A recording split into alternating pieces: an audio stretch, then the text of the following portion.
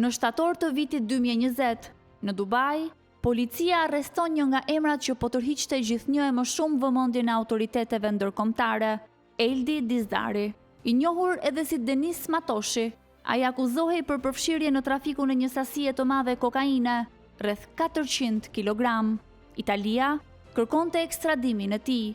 Pas arrestimit, Dizdari nuk qëndroi gjatë në qeli. Një investigim i shteg dhe IRP Media zbulon se liria e tij kishte një çmim të lartë, 4 milion euro. Kjo shumë dyshohet si u premtua një gjyqtari, duke i hapur rrugën daljes së tij nga burgu. Sipas investigimit, Dizdari ka 320 milion euro në bankat e Emirateve dhe ka bërë një kontratë me shtetin, duke paguar 4 milion për t'u liruar dhe për të mos u dorëzuar autoriteteve italiane. Hetimet tregojnë se emri Matoshi do të përmendej në rekordet e policisë që nga viti 2015, kur ai ishte vetëm 26 vjeç. I ri në moshë, por me ambicie të mëdha, ai po hynte shpejt në rrjetet ndërkombëtare të trafikut të drogës.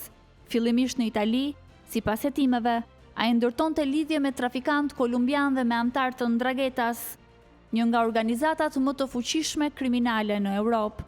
Ndërkohë, paralelisht me aktivitetin kriminal, ai kishte nisur të ndërtonte një tjetër profil, atë të investitorit, që prej vitit 2019, Dizdari kishte investuar miliona euro në pasuri të paluajtshme në Dubai, një qytet që për shumë kënd është simbol i luksit dhe suksesit. Për Matoshin u shndërrua në një vend ku mund të negocionte edhe lirinë. Të hetuar, të dënuar dhe shpesh në kërkim nga policia, narkotrafikantët më të mëdhenj shqiptar kanë gjetur stre në metropolin e Emirateve.